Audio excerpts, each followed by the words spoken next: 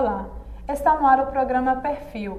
Hoje, com o jornalista, poeta, escritor e compositor Sérgio Augusto Soares Matos, mais conhecido como Sérgio Matos. Sérgio Augusto Soares Matos nasceu em Fortaleza, primogênito de uma família de 7 filhos. Filho de pais com apenas o primeiro grau completo, ele começou a trabalhar aos 14 anos de idade, o que não o impediu de estudar. Sérgio Matos é casado com Denise Matos e pai de 2 filhos do primeiro casamento, Paula e Rafael. Matos é jornalista formado pela Universidade Federal da Bahia, mestre e doutor em comunicação pela Universidade do Texas, em Austin, Estados Unidos. Foi o primeiro doutor da Facom UFBA, onde contribuiu para instalar o curso de mestrado em Comunicação e Cultura Contemporânea.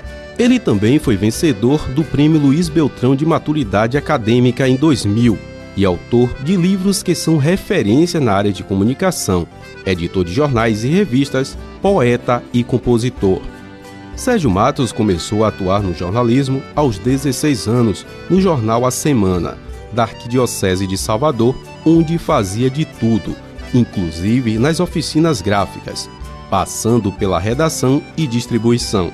Matos atuou também nos jornais Tribuna da Bahia e A Tarde, onde criou os suplementos A Tarde Rural e A Tarde Municípios. Paralelo a isso, Sérgio ensinava no curso de comunicação da Facom.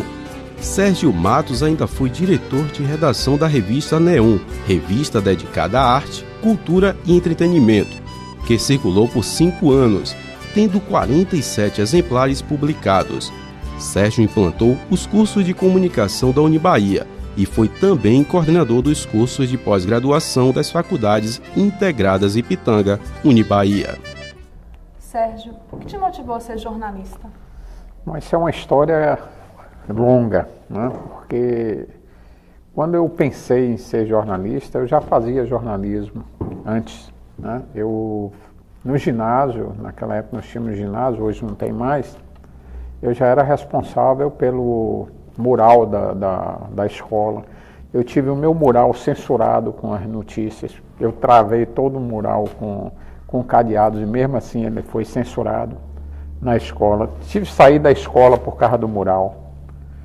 Fiz jornal de bairro e depois, com os 16 anos, eu estava trabalhando, não recebendo salário especificamente, mas trabalhando no jornal da Arquidiocese de Salvador, que era o jornal A Semana, onde eu tinha uma coluna de notícias e assinava artigos.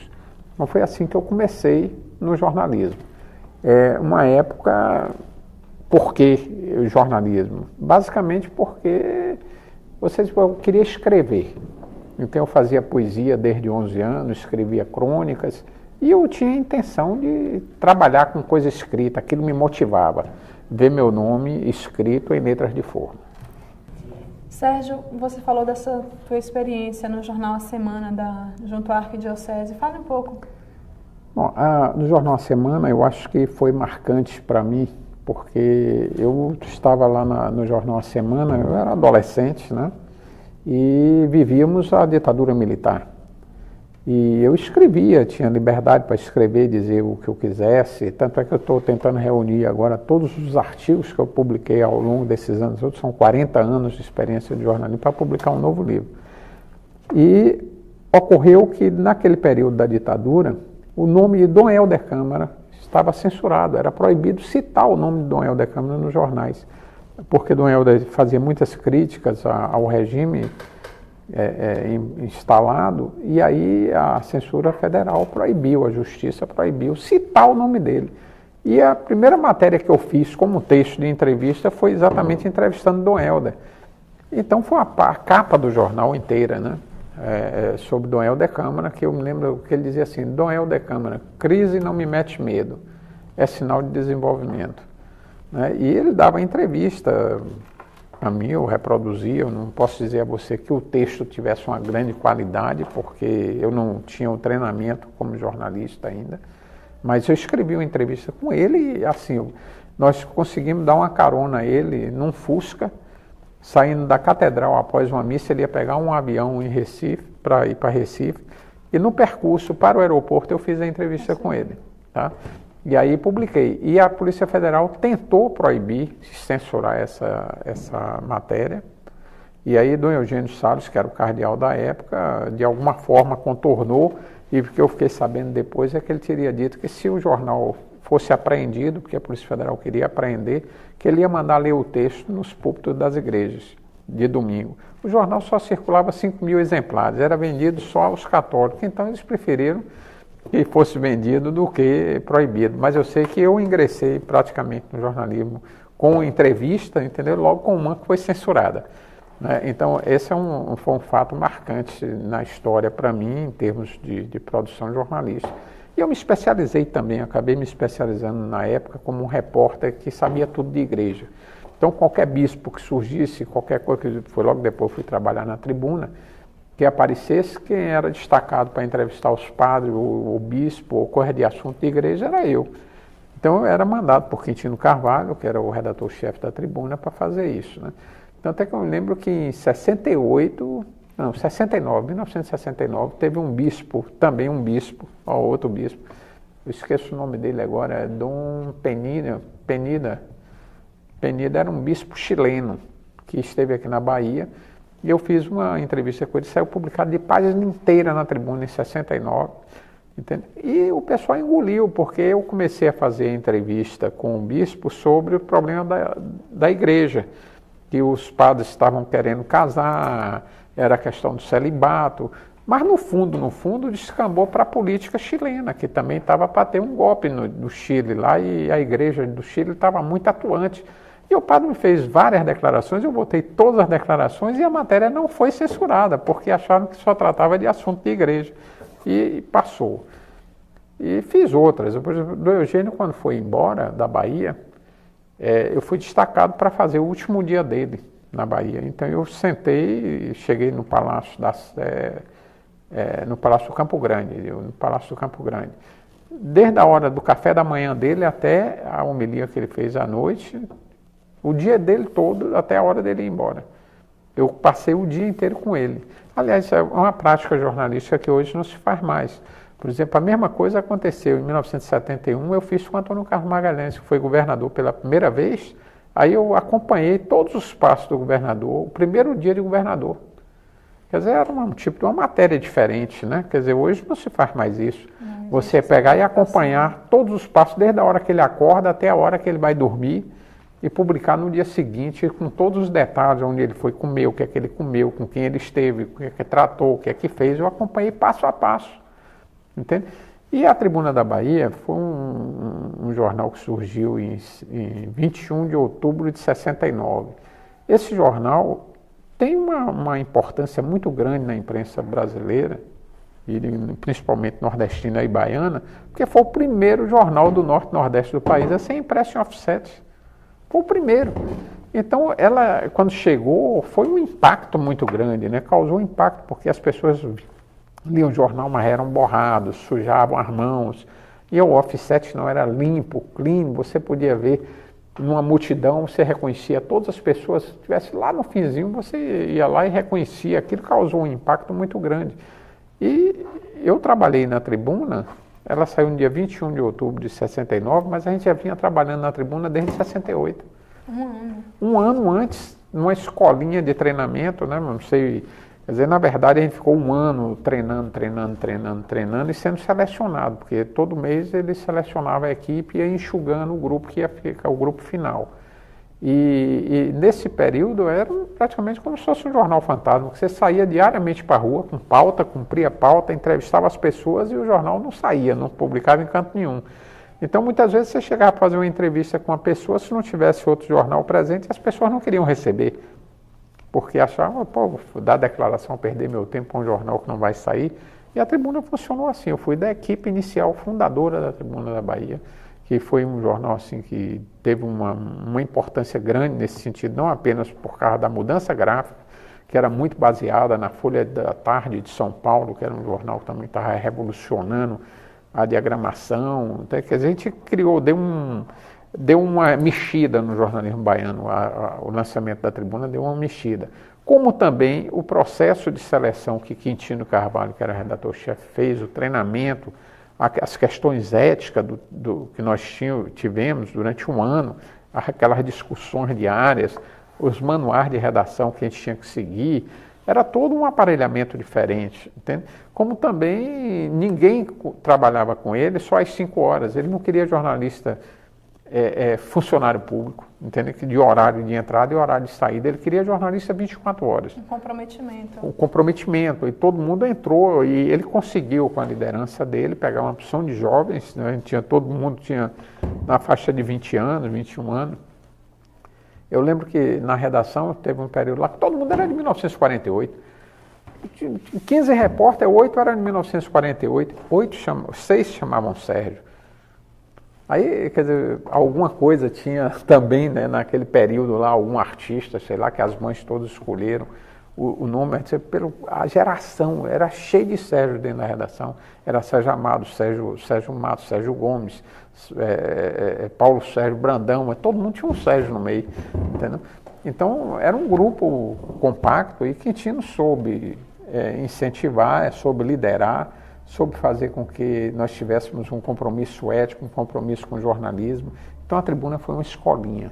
Na verdade, a tribuna funcionou como uma escolinha. A gente chamava escolinha TB, né, que foi o período que nós ficamos antes. E muitos dos ensinamentos dele, a minha geração de jornalista, que eu posso dizer foi a geração da Tribuna da Bahia, a gente conseguiu manter e está aí. Eu não conheço nenhum dos jornalistas daquela época que diga assim, abandonaram a profissão ou que deixaram de ser bons jornalistas. Não, muito pelo contrário, todos são bons jornalistas, entende? E tem jornalistas brilhantes dessa turma. Qual a avaliação que o senhor faz da Tribuna quando foi fundada e a Tribuna de hoje? Bom, a Tribuna de hoje, ela sofreu um processo, vamos colocar assim, a história da Tribuna, ela surgiu e aí teve um baque na Tribuna, que foi a morte de Quintino. Quintino Carvalho estava com um câncer no cérebro, entendeu? E por acaso aconteceu que ele era um líder nato, já com a gente, todo mundo gostava dele, era uma relação familiar. E parece que os donos do jornal pediram para ele publicar alguma coisa, ele botou na cabeça e esqueceu, por causa do câncer que estava afetando o cérebro, né? E aí ele foi demitido. Foi demitido, coincidentemente, no dia que colocaram a demissão dele, foi o dia que o irmão dele veio ao jornal para saber como é que estavam as coisas, porque ele estava internado. Aí tentaram voltar atrás, mas o pessoal, todo da redação, se revoltou com aquilo e todos pediram demissão. Todos saíram de vez, assim, você sabe o que é você pegar todos os cargos que tinham e todo mundo sair de vez, todo mundo pediu demissão e entregou os cargos. Eu fui um dos poucos que não entregou, porque eu tinha casado, tinha pouco tempo, eu não podia largar porque tinha família, mas os outros todos eram solteiros e largaram. Aí foram para a Europa, foram fazer outras coisas, então o jornal teve que se readaptar. Essa saída então, em massa comprometeu. E de lá para cá, nunca mais o jornal foi o mesmo. Quer dizer, mesmo com a entrada de outros grupos financeiros, porque aí o Almano também, pouco tempo depois, morreu também. Então, o Emmanuel Caixa era o dono, o primeiro dono. E outros donos, como Joaci Góes, né, entrou, Alexandre Cunha Guedes, entraram como sócio do jornal várias pessoas ligadas a empreiteiras, a construção civil. Então, deram um direcionamento diferente ao jornal, né? E isso comprometeu, e a saída em massa acabou também comprometendo a estrutura toda do jornal, quer dizer, que teve que se readaptar e ficar. E eu mesmo, logo depois eu saí e fui trabalhar na tarde. Em 1971 eu já estava trabalhando no Jornal à Tarde. E foi lá no Jornal à Tarde onde eu desenvolvi, eu fiquei no jornal por 32 anos. Eu desenvolvi no Jornal à Tarde vários produtos, porque eu já cheguei lá como editor, né? E no Jornal à Tarde, no primeiro momento que eu cheguei lá, eu desenvolvi um suplemento que chamava Jornal de Utilidades. Esse Jornal de Utilidades era um suplemento de serviços, que foi o primeiro jornal, foi pioneiro no Brasil, foi o primeiro jornal de serviço que teve na imprensa brasileira. Pouco tempo depois, todos os outros jornais começaram a copiar, porque a NJ, que é a Associação Nacional dos Jornais, não existia. Nós fizemos uma reunião dos jornais independentes, jornais de família, em Vitória do Espírito Santo, patrocinado pela Gazeta do Espírito Santo, e lá eu apresentei o projeto. Aí o Jornal do Brasil copiou, a Folha copiou, o Globo, todo mundo copiou. Só que eles com muito mais recursos deram uma outra finalidade ao jornal de serviço. E nós que fomos os pioneiros, aos poucos o jornal acabou acabando, né? Acabou acabando, para ser redundante, porque eu deixei o jornal de utilidade, passei para um outro editor e fui ser editor local do Jornal à Tarde. E fiquei na editoria do jornal local até a minha ida para os Estados Unidos em 1978, onde eu fui fazer o mestrado. Deu uma pausa para o mestrado e o doutorado. Depois voltei. No retorno, eu não voltei de imediato para o jornal, apesar do período que eu estava nos Estados Unidos, eu mandava matéria e artigos direto, fazia entrevistas lá, mandava, o jornal continuou publicando. Então o senhor não se isolou? Não me isolei. O tempo que o senhor continuei para estudar, continuou no exercício Eu continuei, mas não como funcionário, né? Porque aí eu não estava como funcionário, eu estava mais como colaborador. Mandava as matérias como enviado especial, o jornal publicava, tem várias entrevistas, tem entrevistas da área cultural que causaram algumas coisas interessantes. Por exemplo, eu entrevistei lá nos Estados Unidos, eu encontrei por acaso a fundadora da Escola de Teatro na Bahia. Adler, entendeu? Eu esqueço o primeiro nome dela. Ana Adler, ou Eva Adler, uma coisa assim. E aí entrevistei, e aí publicou na capa do caderno 2 aqui, saiu uma entrevista de página inteira com fotografia e tudo. Quer dizer, foi as lembranças, entendeu? Tudo, ela me deu várias fotos lá, e aí eu mandei as fotos, saíram publicadas no jornal.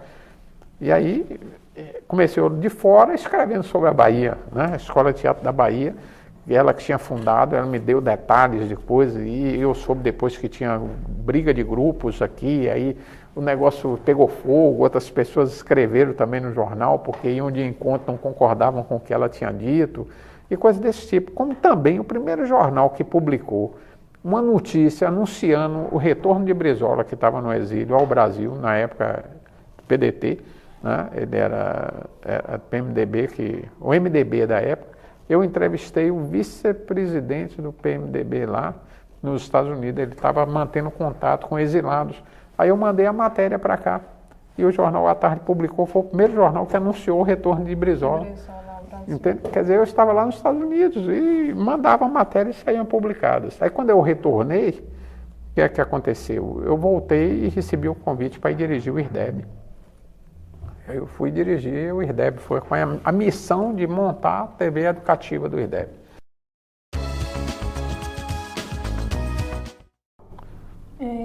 De que forma o senhor avalia a imprensa baiana e a imprensa brasileira?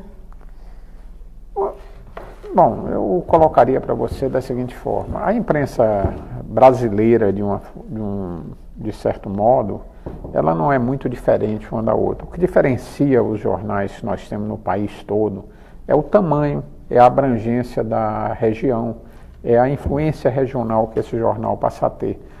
Um jornal como a Folha de São Paulo, o Estado de São Paulo, o Globo, que são 3 grandes jornais do sul do país, publicam as mesmas notícias internacionais e nacionais que nós publicamos também.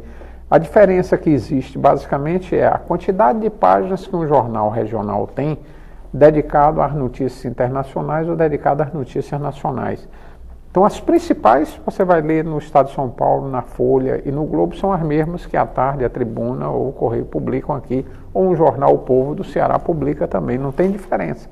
Agora, pode haver a maior quantidade de espaço dado para uma mesma notícia, porque um jornal do Sul tem maior quantidade de páginas, então ele pode se dar o luxo de dar mais amplitude àquela notícia internacional ou nacional, ou dar uma maior quantidade de notícias do que um jornal local aqui dê, porque aqui a gente pode ter uma página internacional, enquanto lá pode ter um caderno.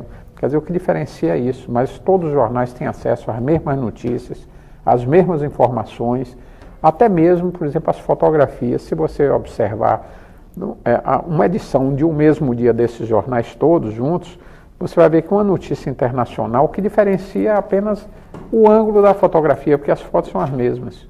A foto do Papa, a foto de um jogo, a foto de um ataque terrorista, são as mesmas fotos, as mesmas notícias, os mesmos textos. E o que falta, tanto na imprensa baiana como na brasileira, para não cair nessa mesmice? O que é que ela precisa fazer? Bom, o que é que ela precisa? Aí você já está entrando num outro campo que diz o seguinte, é a decisão política da linha editorial de cada jornal. Se você pega um jornal local e diz o seguinte, bom, o meu jornal local vai ser um jornal voltado para a região metropolitana de Salvador. O meu jornal regional vai ser um jornal de abrangência a todo o estado, ou eu quero atingir todo o Nordeste brasileiro. Então você faz a diferença a partir da sua linha editorial, em cima dos seus custos, do seu planejamento, aí você pode fazer um jornal diferente do outro. Você pode dizer assim, bom, eu quero que meu jornal seja um jornal que tenha uma manchete local todos os dias. Então eu vou trabalhar em cima da minha cidade, eu vou trabalhar em cima dos meus fatos locais, buscando valorizar cada vez mais o fato local, a imagem local. Aí você começa a ser diferente, você foge da mesmice. O ângulo também de como você apura a notícia, entendeu? Eu posso simplesmente apurar a notícia de forma declaratória, né? Eu vou entrevisto uma pessoa e aquela fonte reproduz e eu reproduzo o que a fonte diz, mais nada. Como também eu posso fazer um jornal diferente, eu vou buscar a interpretação dos fatos, eu vou usar mais de uma fonte para jogar uma opinião contra a outra, para deixar com que o público, leitor, o telespectador, o rádio ouvinte, perceba outras nuances daquela mesma notícia. Eu posso levantar questões, eu posso propor questões, mas para isso eu preciso ter uma equipe de base preparada para entrevistar técnicos específicos para poder falar sobre aquele assunto. Eu não limitar apenas aquela cobertura a entrevistar uma única pessoa. Então eu já começo a fazer um jornalismo diferente. O senhor falou em crítica e hoje, qual assim o veículo de comunicação que o senhor vê que tem mais assim liberdade de imprensa? Bom, a partir de 1988, com a Constituição Brasileira, né, que é a nova Constituição Brasileira, nós todos passamos a ter mais liberdade de imprensa. Mas liberdade de imprensa aqui a gente tem que considerar que nós deixamos de ter a censura policial, mas passamos a ter mais liberdade para poder escrever o que quisesse, mas ao mesmo tempo ficamos submetidos a uma série de outras restrições, como por exemplo a censura econômica, a censura política, né? Isso aí hoje continua permanente, que é uma censura muito mais sutil, que ela não é tão drástica como a policial, na qual você simplesmente recebe ordem, não pode publicar, ou a polícia vai lá e risca e diz isso aqui não pode entrar. Mas não, a censura econômica e a censura política, ela é sutil, né? Mas essa existe, continua existindo. E, no caso, o telejornalismo, de que forma o senhor avalia? Bom, o telejornalismo brasileiro, ele sofre de um outro processo, né? O tempo. Nós vivemos com o Jornal Nacional tem 20 minutos, o outro jornal tem 20 minutos, então em 20 minutos você tem que passar as notícias nacionais, as notícias locais e as internacionais. Então, na verdade, você passa um noticiário, ou seja, você lê basicamente os títulos e o lead das matérias que serão publicadas no dia seguinte nos jornais. Não dá para você entrar em detalhes. Uma notícia que tem 1 minuto e meio, é a manchete do Jornal Nacional, é a manchete daquele telejornal. Então, o que pode diferenciar, sim, é a mesma política. Se você tem uma televisão regional, você volta a seus efeitos, concentra suas atenções no jornalismo regional. Porque o jornalismo nacional vai ser esse mesmo, o telejornalismo não foge muito das características. As notícias que os telejornais e todas as emissoras dão são as mesmas. O que diferencia é o seguinte, a minha emissora decidiu dar destaque a um determinado assunto. A sua decidiu dar destaque a um outro assunto. Então isso tem a ver com o quê? Com a política e a linha editorial da emissora. Entendeu? Eu posso valorizar politicamente Lula ou posso fazer oposição a Lula. Então eu estou dando ângulos diferentes, né? As emissoras podem valorizar a oposição ou a situação, ou podem dar uma cobertura maior por algum interesse econômico, por algum interesse de um patrocinador deles, entendeu? Posso valorizar e dar um espaço no noticiário e que a outra não vai dar porque não tem aquele mesmo patrocínio. Quer dizer, o jornalismo está muito meio comprometido, né? Nós estamos vivendo uma fase que o jornalismo, de um modo geral, independente de ser de rádio, de jornal ou de televisão, de impresso ou eletrônico, nós estamos vivendo uma fase muito de jornalismo oficial, né? Quer dizer, quando eu digo assim, oficial significa um jornalismo declaratório. Nós estamos fazendo apenas reprodução de entrevistas que são feitas. Você busca a informação num órgão público, o órgão público, o diretor, ou superintendente, ou presidente, ou ministro, ou secretário, dá uma declaração, você vai, eu sou fulano de tal, disse isso. E se limita a isso. Até porque isso é fruto do grafismo que os jornais adotaram, né? Nós fizemos uma série de reformas gráficas nos jornais. Essas reformas valorizaram mais as imagens, em detrimento do conteúdo. Então você tem no máximo notícias com 30 linhas, fotos imensas e 30 linhas de notícia.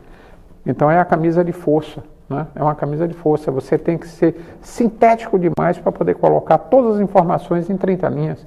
Antigamente não, você saía, no meu tempo, quando eu comecei a fazer jornalismo, a gente escrevia 10 laudas, 15 laudas, enchia uma página, 2 páginas, porque tinha assunto, você esgotava os assuntos. A menor notícia que você fazia era de 3 laudas. Se o jornal não tivesse espaço para publicar 3, ele cortava as últimas laudas e ia dando, mas você produzia.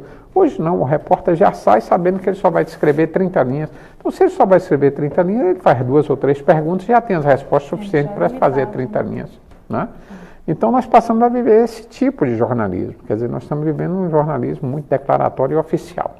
A gente precisa mudar, buscar alternativas, e aí entra a decisão da linha editorial de cada empresa de decidir o que é que ela quer fazer. Se ela quer fazer um jornal de cidadania, defendendo os interesses da população, defendendo os interesses da sociedade, né? Defendendo os interesses da comunidade como um todo, e aí concentrar em cima desses assuntos que você possa dar um respaldo, quer dizer, incentivar a prática da cidadania da população, onde o jornal está inserido.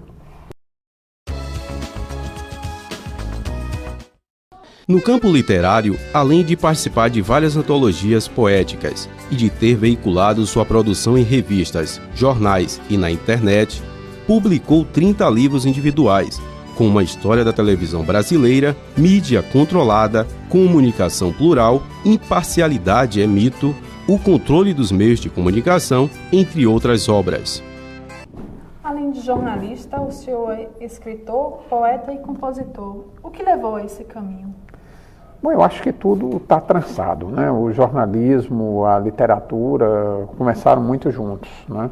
Eu, com 10, 11 anos de idade, eu já escrevia meus poemas, escrevia minhas crônicas e sonhava em escrever meus livros, que ocorre que eu passei a publicá-los. Hoje eu tenho já 29 livros, eu posso dizer 30 livros publicados, porque no próximo sábado, dia 21 de abril de 2007, estarei lançando mais um, né? Então seria o 30º livro a ser publicado. Mas o porquê eu não sei nem explicar. Eu acho que isso já veio comigo, essa força de criadora, de tentar construir, de tentar levantar, né? Eu lembro que, por exemplo, com 11 anos eu lia muito, porque eu fui interno no colégio de padres, né? Eu lia muito e a gente não tinha muitas coisas para fazer senão ler. E nessas leituras eu tinha acesso à literatura de qualidade.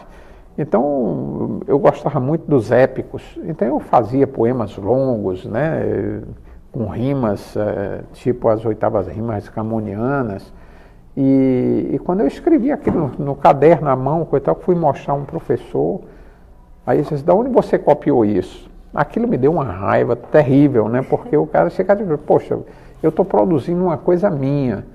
Mas o professor, em vez de me estimular, não, foi me perguntar de onde é que eu tinha copiado. Aí me deu uma raiva, e a partir daquele momento eu comecei a criar uma coisa para mim mesmo, internalizar. Eu tinha que criar o meu próprio estilo, que era para que ninguém identificasse que parece com Drummond, que parece com Bandeira, que parece com A, com B ou com C. Que era para eu ter o meu próprio caminho, apesar de eu ter que ler todos os outros, porque se você não lê e não conhece, você não é capaz também de produzir com alguma qualidade. Mas aquilo me forçou e eu sempre busquei. Então hoje eu sinto que, por exemplo, a minha literatura tem uma influência muito forte do jornalismo, né? O jornalismo interfere muito fortemente no que eu produzo. Então eu sinto isso, os meus poemas são muito sintéticos, são muito claros, objetivos, todos têm uma mensagem. Quer dizer, isso tem a ver muito com a minha formação jornalística, no sentido de ter uma ideia, de querer informar, de querer usar realmente a objetividade, a ser conciso, com clareza, né? E meus poemas são assim, são simples e objetivos. Então o fato deles serem simples, objetivos e concisos levaram a ser curtos, os poemas curtos? Não necessariamente, que eu tenho alguns poemas longos também, né? Mas são concatenados, são muito objetivos em forma da mensagem, do que você quer passar. Então isso eu creio que depois que eu passei no jornalismo profissional, isso influenciou muito mesmo a minha produção literária. Como compositor letrista, possui, em parceria, dezenas de músicas gravadas por inúmeros intérpretes, além de possuir 4 CDs individuais. E para o caminho da música? Bom, aí é um caminho que não foge muito também da literatura, né? Quer dizer, eu comecei a fazer, eu nunca tinha pensado em fazer música, mas porque eu sou péssimo cantor, eu desafino terrivelmente, mas tenho um ouvido sensível. Eu percebo, por exemplo, se você cantar e você desafinar, eu digo, você desafinou, tá? Se algum cantor, mesmo profissional, gravando, coitado, desafinar, eu aponto que ele desafinou. Agora, eu sei que eu sou desafinado por natureza, eu não sei cantar. Eu tenho um amigo que ele queria exibir uma música minha comigo cantando, aí disse, vamos treinar aqui, que aí a gente canta um sambinha, coisa e tal. E aí quando eu começava com ele disse assim, tá difícil, porque para cada palavra que você dá um tom diferente, entendeu? Então não seria possível ser cantor. Então o que é que me limitou? A fazer letra de músicas. Na verdade eu sou letrista, mas na hora que você compõe junto com um parceiro, a música é um inteiro, né? Então se funde. Então a música é de A e de B, é minha e do parceiro. Não vem especificamente dizendo quem fez a letra e quem fez a música, salvo que seja o caso, como eu tenho um livro, Trilha Poética, que um parceiro meu pegou esse livro de poemas, tanto que o CD leva o mesmo nome, e compôs em cima dos poemas. Então são poemas musicados. Mas normalmente a gente faz letra para música. Mas aí eu ia contar como é que surgiu a história, né? Eu fazia estava na época ainda fazendo mestrado nos Estados Unidos. Eu fiz um mestrado e doutorado lá, mas ainda estava fazendo mestrado. E no fim de semana tinha um baiano, que estava lá também, que tinha sido da Orquestra Sinfônica da Bahia. Ele estava tomando uma cervejinha no fim de semana, ele pegou o violão e disse assim, pô, você é poeta, eu sou músico, vamos gravar. Eu disse, eu nunca fiz isso não. Ele disse, então me dê aí um poema seu aí que eu vou botar aqui. Aí musicou o meu primeiro poema, tendo que foi O Sertão, que recentemente eu lancei um CD, O Sertão e Suas Nuances, porque por acaso esse mesmo poema foi musicado por mais de 20 pessoas diferentes. Então ele tem alguma coisa que inspirou essas pessoas todas a fazerem leituras diferentes dele. Então essa foi a primeira experiência que eu fiz, entendeu, de música. Então a partir daí eu me entusiasmei e comecei a produzir letras mesmo para poema, letras para música. Eu posso fazer como eu fiz, por exemplo, com o Zé Lito Miranda. Um dia eu fiz uma letra, levei para lá e ele estava para ele colocar música, e ele queria colocar um ritmo diferente. Eu disse assim, mas isso aqui só dá baião, porque eu fiz para ser baião. Aí ele disse, não, mas vou tentar. Aí ele tentou, voltou e disse, realmente você tem razão, o baião pega bem. Agora por quê?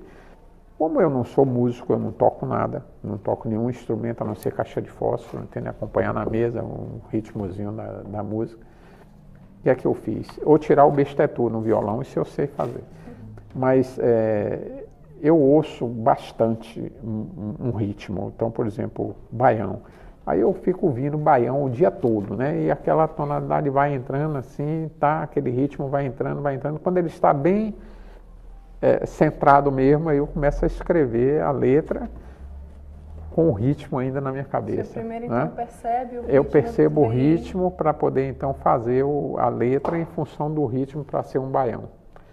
E aí eu consigo, é um meio de produção, né? Eu não sei como é que os outros produzem. Agora, como eu não tenho digamos assim, esse estudo musical, Até não é por falta de querer, não, eu até gostaria de ter, é falta de tempo mesmo. Uma hora dessa eu encontro. Aí vou me dedicar a aprender violão, a estudar música, mas é o sistema que eu uso para poder fazer uma letra de música de alguém. Como também eu posso escrever uma letra e entregar a você, e você coloca o ritmo que você quiser, entendeu? Mas comecei assim. E nessa brincadeira eu já tenho mais de 100 músicas, né? Mais de 100 músicas. Algumas já foram gravadas 3 ou 4 vezes por cantores diferentes, entende? Mas a coisa está indo devagarinho. Agora, todas essas 100 músicas já foram gravadas ou tem... Tem algumas que não. Eu tenho músicas inéditas, tenho várias músicas inéditas. Agora, só que para você produzir um CD aqui na Bahia ou aqui no Brasil, de uma certa forma, se você não é cantor conhecido e que você consegue tirar de letra num show, e você ganha dinheiro no show, né? Não é na venda do CD. Aí tem que ter ou um cantor ou um músico de peso para produzir o CD, para a editora vir e bancar o CD. Caso contrário, você mesmo tem que bancar. E os 4 CDs que eu tenho, eu mesmo financiei, né? Então são independentes, são no máximo 3.000 cópias, quer dizer, ou seja, entre aspas, eu continuo inédito. Quer dizer, os CDs servem mais como amostra, né? Mas como uma amostragem do trabalho. Aí você manda para as rádios, a rádio divulgam o trabalho da gente. E aí a gente vai fazendo. Quer dizer, eu me sinto assim, nessa área, mais como um artista experimentador. Como eu faço poesia, escrevo crônicas, escrevo contos, escrevo romances, escrevo novelas, quer dizer, sendo que contos, novelas e contos eu não publiquei ainda, mas estou com eles todos embalados, já prontos para começar a publicar.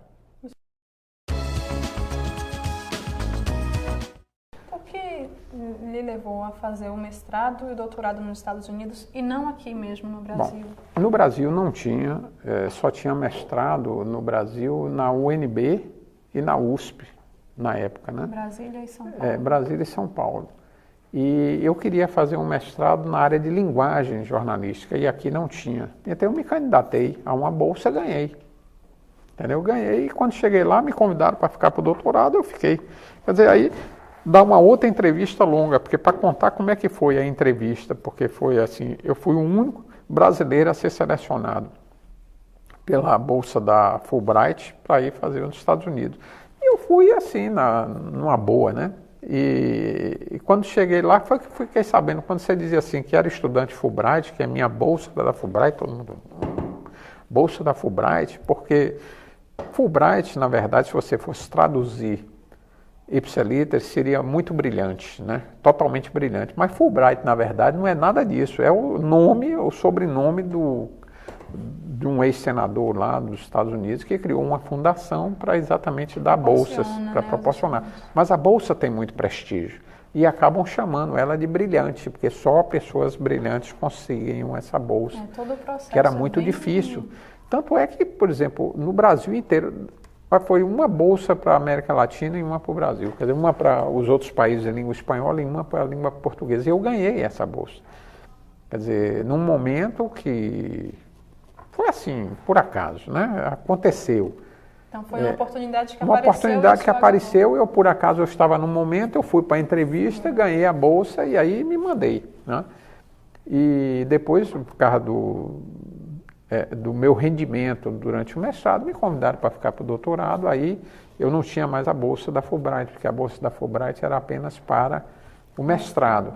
Mas aí, como eu tinha sido convidado, já estava lá, a CAPES aí me deu para eu continuar o curso, aí eu fiz, em 4 anos e meio, eu fiz 2 cursos com 2 teses, né?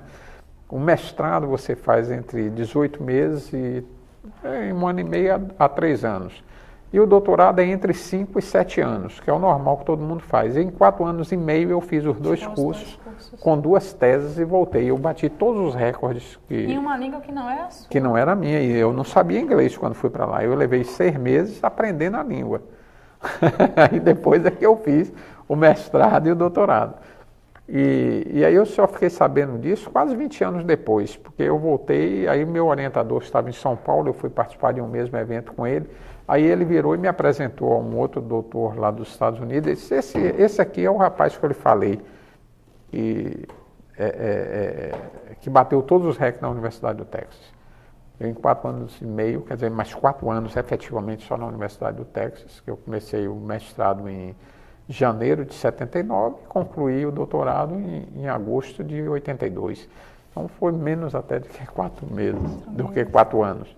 Né? O resto do tempo foi para aprender inglês. Hein? Retornando, o senhor... Sim, aí eu fui para o IRDEB. Então, no IRDEB, eu recebi o convite do professor Edivaldo Boaventura, que era secretário de Educação durante o governo de João Durval.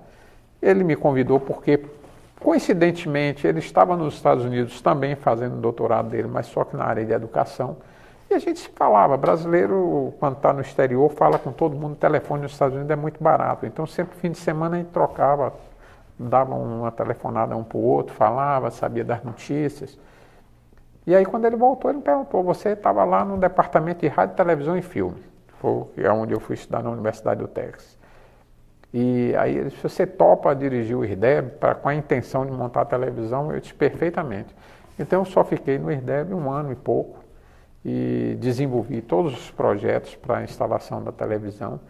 Então, quando estava faltando 20 dias para sair os projetos, saiu o dinheiro, o financiamento do projeto para a compra dos equipamentos, eu saí do IRDEB. E aí voltei para o jornal. E nesse meio termo eu ensinava na Federal, né? Que a gente passou por cima, e a Federal, porque a sua pergunta básica, por que eu fui fazer mestrado e doutorado, né? Eu fui fazer mestrado e doutorado porque na época que eu tinha passado no concurso para a Universidade Federal, e eu já ensinava na Federal desde 74, 75 como professor colaborador. E aí eu fiz o concurso, oficialmente passei no concurso para ser professor. E o seguinte, você 4 anos, nos 4 anos, se você não fizer o mestrado, você cai fora, você perdeu o direito ao concurso. Aí eu fui fazer o concurso, fui fazer o mestrado para não sair, para continuar. Né? E enquanto eu estava lá, teve uma greve grande aqui, todo mundo que não tinha passou a ser assistente, sem mestrado, sem nada. Voltando além do mestrado, já voltou como doutorado. Aí já voltei como doutorado, aí fui para o último posto lá da universidade, como adjunto. E aí tem um detalhe, eu fui o primeiro doutor da Bahia em comunicação e um dos 10 primeiros do Brasil. E aí ajudei a montar o mestrado da Bahia e, posteriormente, o doutorado. Quer dizer, o primeiro doutor que se formou aqui no curso de comunicação da UFBA foi me orientando. Então, eu fui o primeiro doutor do curso e formei o primeiro doutor. Então, eu fechei o ciclo e logo depois eu pedi aposentadoria e saí e vim ensinar na Unibahia. Veio coordenar os cursos e ensinar... Implantar os cursos daqui. De comunicação. Sérgio, obrigada pela tua presença, obrigada por essa entrevista e até a próxima. Eu tenho que agradecer. Agora eu vou deixar no ar aqui uma coisa, porque foi o lema de minha vida. Eu sempre considerei isso como um lema para desenvolver as coisas todas que eu tenho. Seja persistente no que você pretende, que um dia você pode ser considerado o gênio delas. Em suas loucuras, né? Ser persistente em suas loucuras e no que você pretende, porque um dia você pode ser considerado o gênio delas. Obrigada. Serve, acho que, para todos nós. Obrigada. Obrigado. Sérgio Matos, ao longo de sua vida, recebeu diversos títulos e prêmios, como de cidadão baiano, cidadão ilhéense e cidadão feirense. Em Eunápolis, foi construída uma biblioteca que leva o seu nome,